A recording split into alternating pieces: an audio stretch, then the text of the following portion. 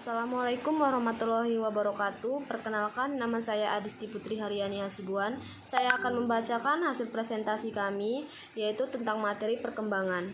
Materi perkembangan dibagi menjadi 4 teori. Teori yang pertama adalah teori psikoanalisis. Teori psikoanalisis memiliki sejarah, yaitu psikoanalisis dulu bukan dari pengakuan psikologi, melainkan psikiater atau kedokteran dalam bidang kejiwaan atau sakit jiwa. Pengertian psikoanalisis. Psikoanalisis cabang ilmu yang dikembangkan oleh Sigmund Freud yang ditemukan di Wina, Australia.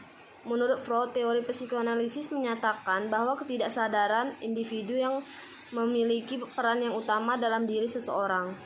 Dengan landasan teori ini, Freud melakukan pengobatan mereka yang menderita gangguan psikis. Landasan historis atau konsep dasar. Struktur kepribadian. Struktur kepribadian ini dibagi menjadi 3, yaitu id, ego, dan superego. Id adalah diartikan dari gambaran sebagai nafsu, hasrat seksual, dan perasaan superior. Contoh id yaitu lapar atau bersin, atau disebut tidak disengaja tidak dibuat-buat. Ego. Kepribadian ini mengatur antara id dan superego untuk pemenuhan kebutuhan sesuai dengan kepribadian yang terhambat. Superego. Kepribadian ini berkaitan dengan moral atau nilai kehidupan. Dengan kata lain, superego ini penengah antara id dan ego. Dinamika kepribadian. Dinamika kepribadian terdiri dari secara bagaimana energi psikis itu didistribusikan serta digunakan oleh id, ego, dan superego. Dinamika kepribadian manusia dalam mencapai tujuan hidupnya dipengaruhi oleh naluri dan berbagai refleks yang dibawa sejak lahir. Dorongan-dorongannya, Freud menyebutkan dorongan terbagi menjadi 2, yaitu seks dan agresi. Perkembangan kepribadian.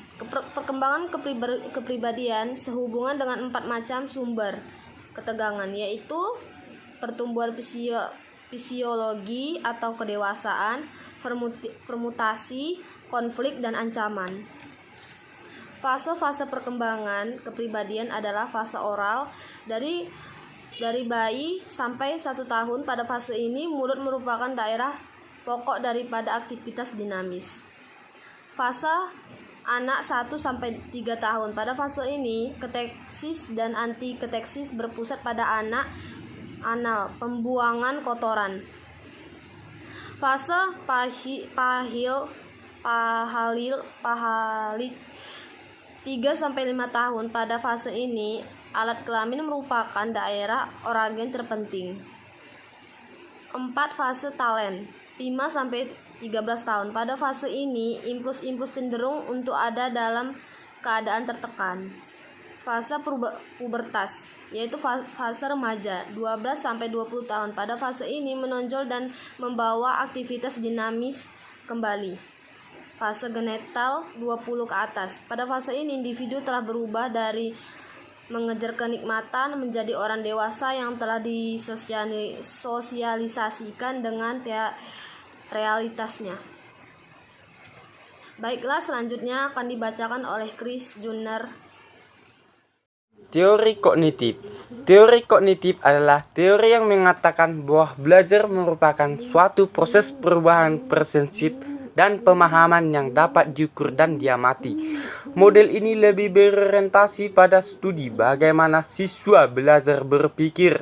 Fokusnya studi adalah pada pernyataan perkembangan kognitif. Bagi guru, yang terpenting adalah bagaimana dapat mempengaruhi perkembangan berpikir dan bagaimana guru dapat menyesuaikan pengajaran dengan tingkat perkembangan kognitif para siswa. Jean Piaget adalah seorang pakar yang jenius telah mempublikasikan mengenai studi perkembangan kognitif.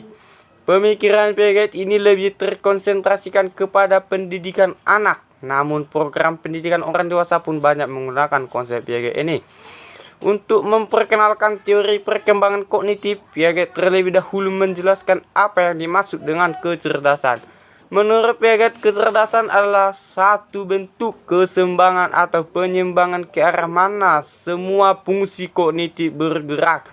Perkembangan kognitif sebagian besar ditentukan oleh manipulasi dan interaksi aktif anak dengan lingkungan. Menurut Piaget, pengetahuan datang dari tindakan, yakni bahwa pengalaman-pengalaman fisik dan manipulasi lingkungan penting bagi terjadinya perubahan perkembangan. Piaget memandang bahwa perkembangan kognitif sebagai suatu proses di mana anak secara aktif membangun sistem makna dan pemahaman realitas melalui pengalaman-pengalaman dan interaksi-interaksi mereka. Menurut teori Piaget, setiap individu pada satu tumbuh mulai dari bayi yang baru dilahirkan sampai menginjak usia dewasa mengalami 4 tahap perkembangan kognitif, yaitu 1. Tahap deria motor atau sensori motor. Tahap deria motor atau biasa disebut sensori motor muncul sebelum perkembangan dimulai. Perkiraan usia anak pada tahap ini yaitu dari lahir atau usia 0 tahun sampai 2 tahun. Pada tahap ini kecerdasan telah mempunyai struktur yang didasarkan pada aksi dan pada gerakan-gerakan serta pengamatan tanpa bahasa. Contohnya adalah perkembangan seorang anak berumur 12 bulan. Biasanya anak siswa tersebut telah dapat menarik selimut atau taplak meja untuk mendapatkan benda yang ada di atas selimut atau taplak yang jauh dari jangkauannya. Gerakan menarik selimut atau taplak untuk mendapatkan benda itu merupakan satu skema, yaitu satu tindakan kecerdasan untuk mencapai satu tujuan. 2. Tahap praoperasi. Tahap praoperasi yaitu tahap perkembangan kognitif yang terjadi antara umur 2 tahun sampai 7 tahun.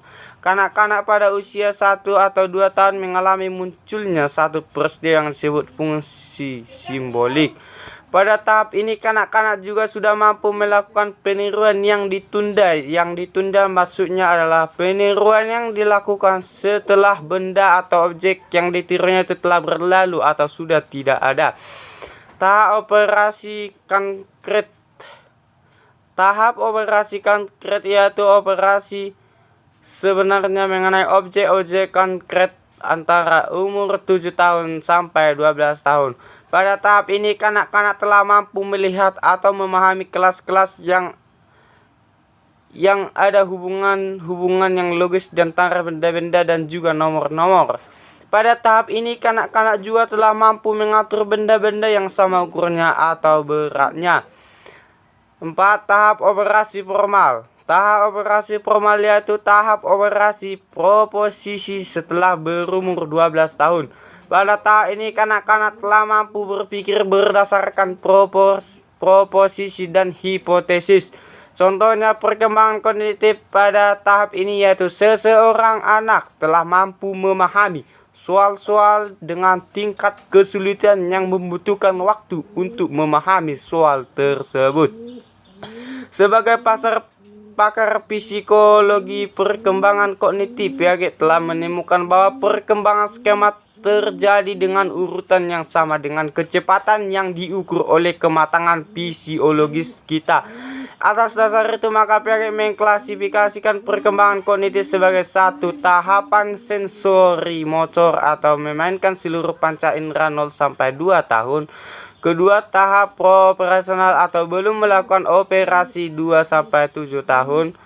Tahapan ini terbagi dua, prakonseptual dan tahapan intuitif. Ketiga, tahapan operasional atau sudah melakukan operasi usia 7 sampai 16 tahun. Tahapan ini dibagi dua, tahapan konkret dan tahapan formal operasional. Pandangan Piaget bahwa perkembangan kognitif itu terjadi melalui proses yang disebut dengan adaptasi, asimilasi, akomodasi. 1. Adaptasi. Adaptasi merupakan penyesuaian terhadap tuntunan lingkungan dan intelektual melalui dua hal, yaitu asimilasi dan akomodasi.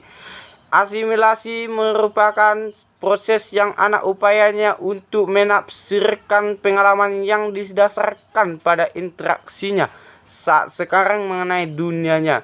Dan akomodasi adalah upaya individu untuk menyesuaikan keberadaan struktur pikiran dengan sejumlah pengalaman barunya. Teori dan konsep perilaku dalam psikologi dan faktor yang mempengaruhi. Perilaku merupakan sebuah tindakan yang dalamnya membutuhkan berbagai tindakan dan juga aktivitas manusia, di mana cakupan pengertian pun sangat luas. Dalam hal ini akan berkaitan dengan cara seorang tertawa, kerja, dan juga berjalan. Adanya perilaku kehidupan manusia akan berkaitan dengan aktivitas manusia itu sendiri. Dalam psikologi teori, perilaku dapat diumpamakan berbagai suatu reaksi yang bisa berkaitan atau berhubungan dengan sebuah reaksi lingkungan.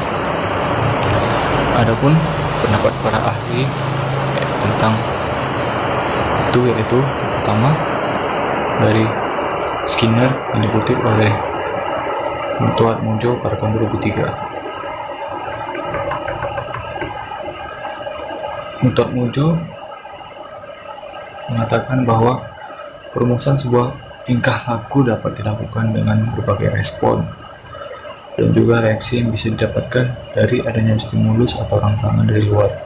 Untuk itu dalam perilaku satu ini melalui proses adanya stimulus terhadap organisme. Dengan kemudian organisme tersebut merespon sehingga teori Skinner disebut dengan teori SOR atau sebuah stimulus organisme respon.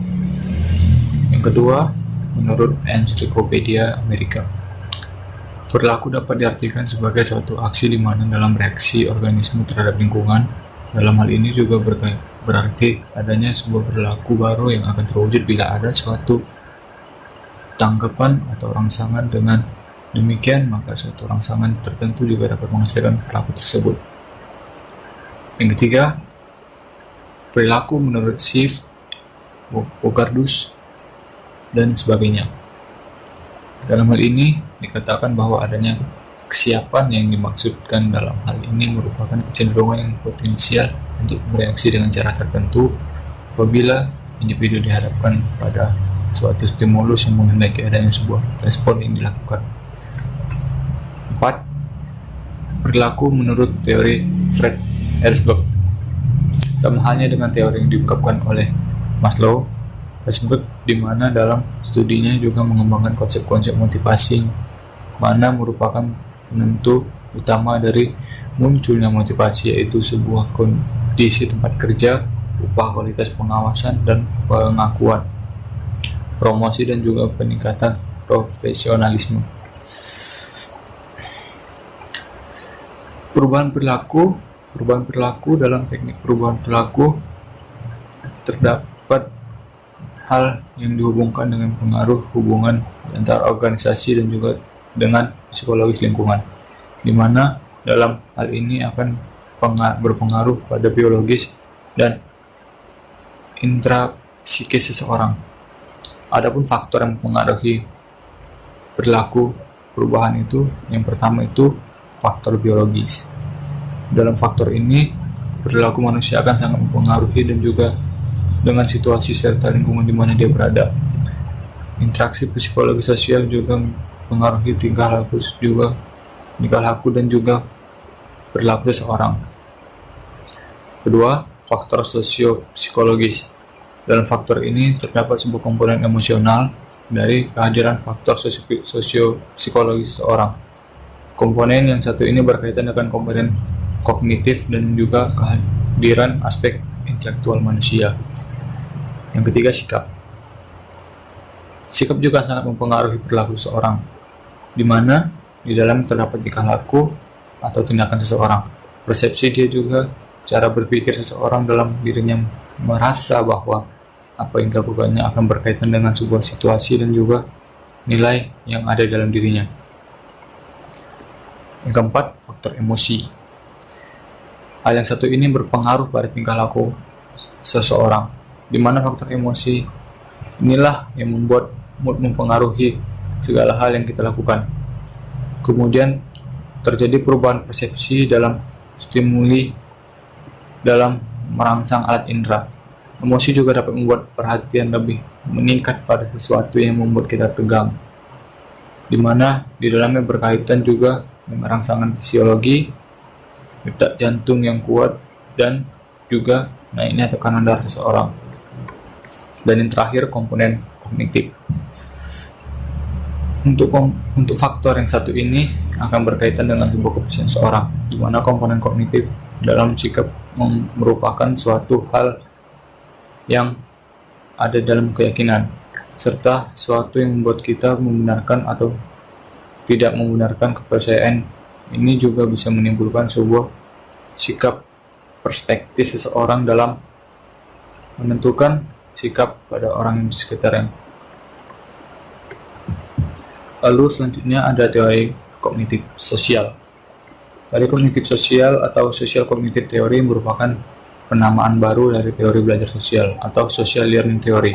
Ini dikembangkan oleh Albert Bandura.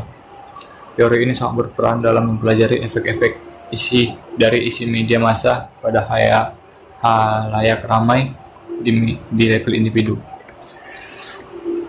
Konsep utama dari teori kognitif sosial yaitu proses belajar dengan cara mengamati. Jika ada seorang model di lingkungan individu, misalnya saja teman atau anggota keluarga dalam lingkungan internal, atau di lingkungan publik seperti para tokoh publik di bidang berita dan hiburan, proses belajar dari individu ini akan terjadi melalui dengan cara memperhatikan model tersebut. Teori kognitif sosial juga mempertimbangkan pentingnya kemampuan sang pengamat untuk menampilkan sebuah perilaku khususnya yang dia punyai untuk menampilkan perilaku tersebut. Misalnya, ada seseorang anak yang mengidolakan seorang atlet sepak bola. Mungkin ia akan meniru dengan cara menggunakan kostum yang sama dengan atlet tersebut atau mengkonsumsi makanan yang sama dengan atlet tersebut. Terima kasih. Baiklah, saya akan melanjutkan presentasi kami. Teori kontekstual digunakan untuk menunjukkan kondisi yang mengelilingi suatu proses mental dan kemudian mempengaruhi makna atau signifikansinya. Pandangan para ahli tentang teori kontekstual, yakni pertama Dunhol, penerapan kaidah macam-macam metode pembelajaran yang berawal dari teori perkembangan kontekstual memberikan implikasi positif terhadap siswa dalam sekolah. Efektivitas pembelajaran akan meningkat secara signifikan pada saat mereka diajarkan kenapa mereka harus mempelajari konsep dan juga bagaimana konsep dipakai di luar kelas, sehingga akan semakin efektif karena diizinkan untuk bisa bekerja sama dengan yang lain dalam tim atau kelompok.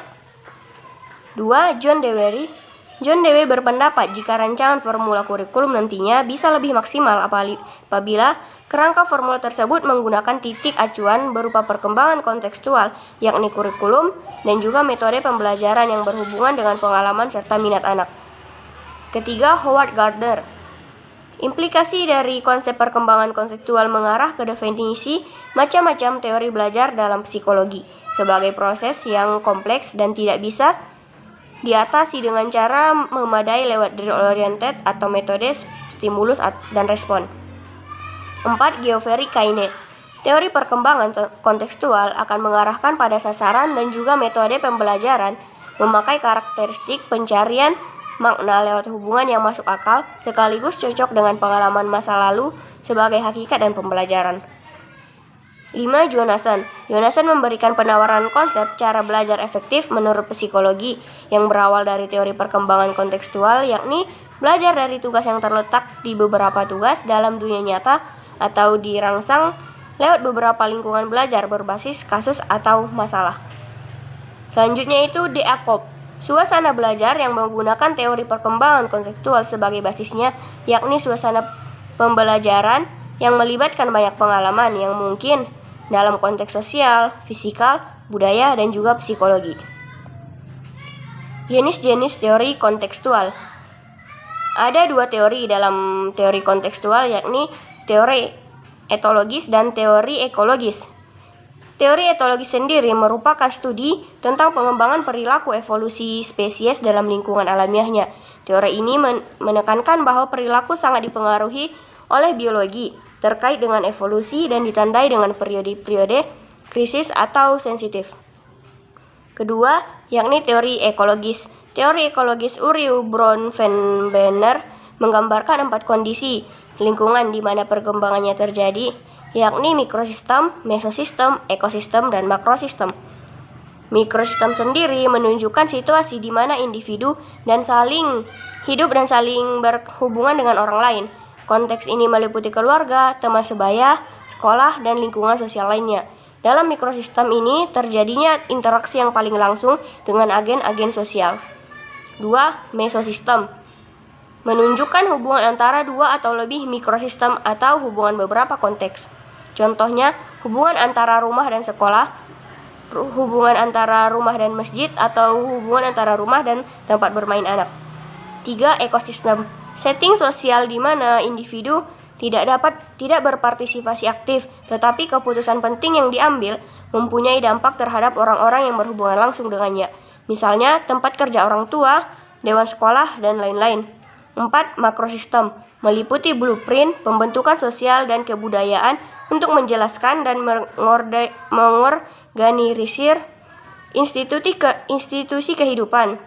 Makrosistem direlevansikan dalam pola lingkaran mikrosistem, mesosistem, dan ekosistem yang dicirikan dari sebuah subkultur, kultur, atau konteks sosial lainnya yang lebih luas. Contohnya asumsi, ideologi, dan hubungan sosial.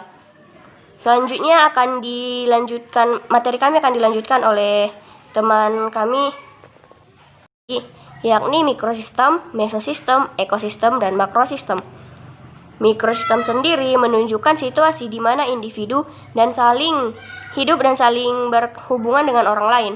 Konteks ini meliputi keluarga, teman sebaya, sekolah, dan lingkungan sosial lainnya. Dalam mikrosistem ini terjadinya interaksi yang paling langsung dengan agen-agen sosial. 2. Mesosistem menunjukkan hubungan antara dua atau lebih mikrosistem atau hubungan beberapa konteks. Contohnya, hubungan antara rumah dan sekolah, hubungan antara rumah dan masjid, atau hubungan antara rumah dan tempat bermain anak. 3. Ekosistem setting sosial di mana individu tidak berpartisipasi aktif, tetapi keputusan penting yang diambil mempunyai dampak terhadap orang-orang yang berhubungan langsung dengannya. Misalnya, tempat kerja orang tua, dewan sekolah, dan lain-lain. 4. Makrosistem meliputi blueprint, pembentukan sosial dan kebudayaan untuk menjelaskan dan mengorganisir institusi kehidupan. Makrosistem direlevansikan dalam pola lingkaran mikrosistem, mesosistem, dan ekosistem yang dicirikan dari sebuah subkultur, kultur, atau konteks sosial lainnya yang lebih luas. Contohnya asumsi, ideologi, dan hubungan sosial. Baiklah, saya akan melanjutkan materi perkembangan, yaitu teori elektik. Teori elektik menunjukkan pada suatu sistematika dalam konseling. Konseling elektik merupakan suatu model pendekatan konseling yang dilakukan dengan cara menggabungkan berbagai teori atau metode ke dalam suatu program perlakuan. Pengertian teori elektik menurut pendapat para ahli.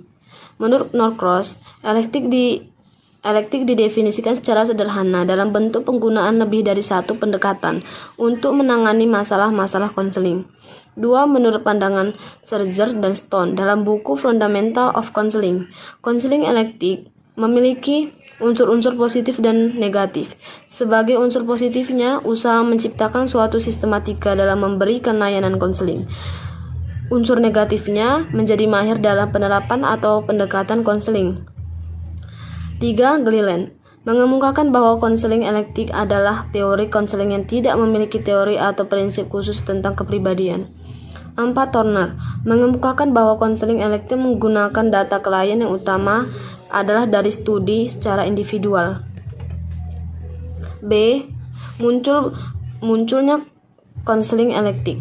Konseling elektik muncul karena adanya pengakuan dari para ahli bahwa tidak ada satu teori tunggal yang cukup komprehensif untuk menjelaskan perilaku manusia yang kompleks, termasuk kesulitan atau problem perilaku konseling. Terkadang untuk terentasnya masalah konseling tidak dapat dilaksanakan melalui satu pendekatan secara khusus. Konselor harus mengkombinasikan berbagai pendekatan yang ada untuk membantu mengentaskan masalah konseling.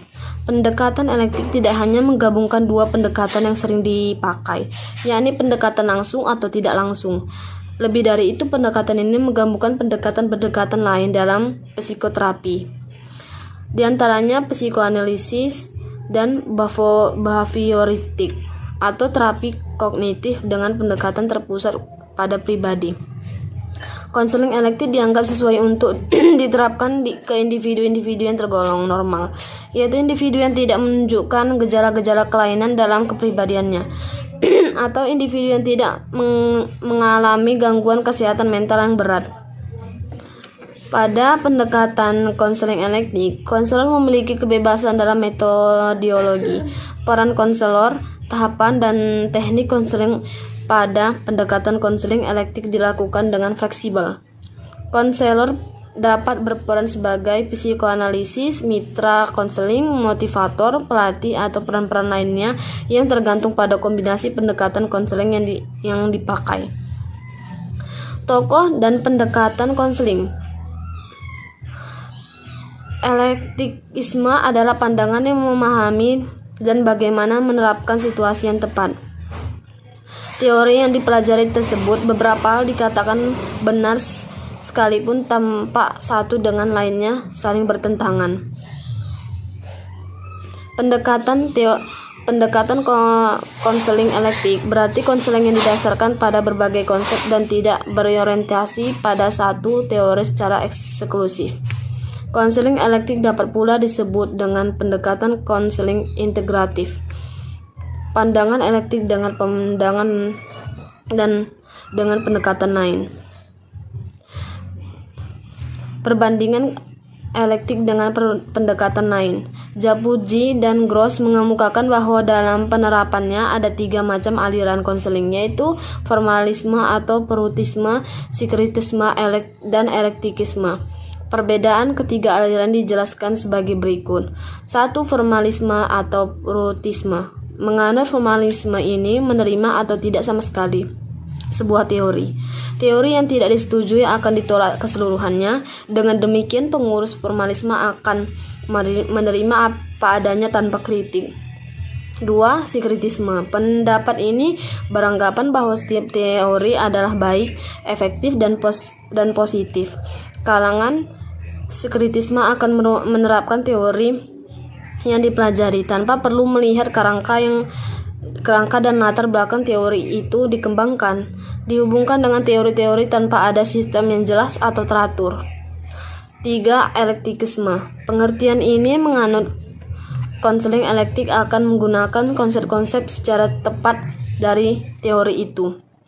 Jika teori A lebih jelas untuk kasus klien, dia akan menggunakannya, dan jika tidak, akan dipilih teori lain yang lebih disesuaikan. Teori kepribadian. Teori kepribadian elektif pada dasarnya menggabungkan elemen-elemen yang ada dari keseluruhan teori ke dalam satu kerangka kerja untuk menjelaskan tingkah laku manusia.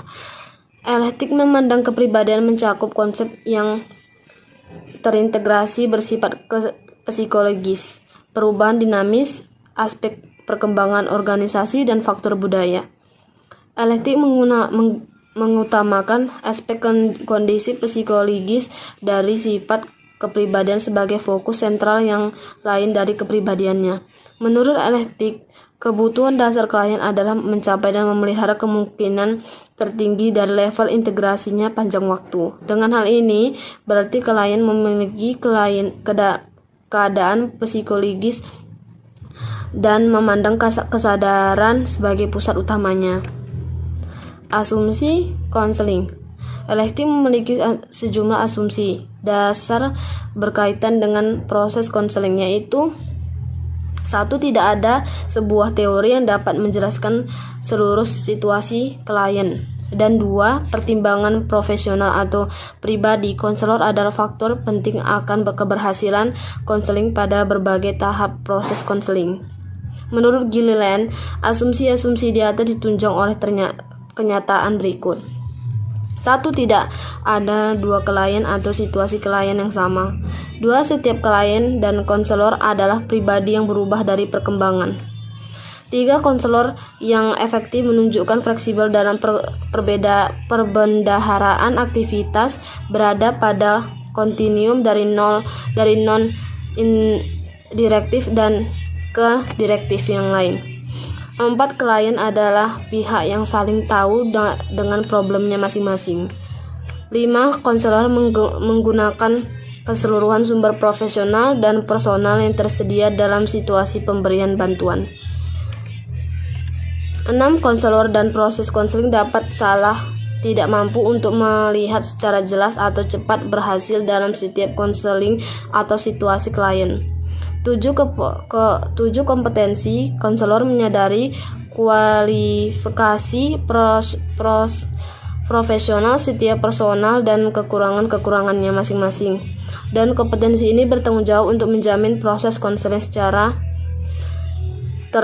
tertangani dalam keadaan yang sangat diminati klien dan masyarakat. 8. Kepuasan klien lebih diutamakan di atas pemenuhan kebutuhan konselor. 9. Banyak perbedaan pendekatan yang strategi berguna bagi konseptualisasi dan pemecahan setiap permasalahannya. 10. Banyak masalah yang kelihatan sebuah dilema yang tidak dapat dipecahkan dan selalu ada berbagai alternatifnya. 11. Secara umum, efektivitas konseling adalah proses yang dikerjakan dengan klien bukan kepada atau untuk klien. Tujuan konseling menurut Ellektic adalah membantu klien mengembangkan integritasnya pada level yang tertinggi, yang ditandai oleh adanya aktualisasi diri dan integritas yang memuaskan. Konselor dalam mencapai tujuan ini dapat berperan secara bervariasi, misalnya sebagai konselor, psikiater, guru, konsultan, mentor, atau pelatih. F. Strategi konseling. Hubungan konselor dan klien. Hubungan ini tergantung pada iklim konseling, keterampilan hubungan, komunikasi verbal dan nonverbal, kemampuan mendengar. Interview. Ellektic memandang interview secara strategi untuk membangun atau menciptakan struktur hubungan. Asesmen berarti meramalkan gaya hidup, pandangan, kesehatan klien, dan sebagainya. Merencanakan tindakan dan membantu klien meningkatkan potensinya. 4. Perubahan ide. Jika alternatif yang semula ternyata tidak efektif, maka pemecahan masalah dapat diganti dengan cara-cara lain yang lebih efektif. Menurut Ellektic, konselor membutuhkan fleksibilitas pemikiran dan fleksibilitas dalam pemecahan masalah.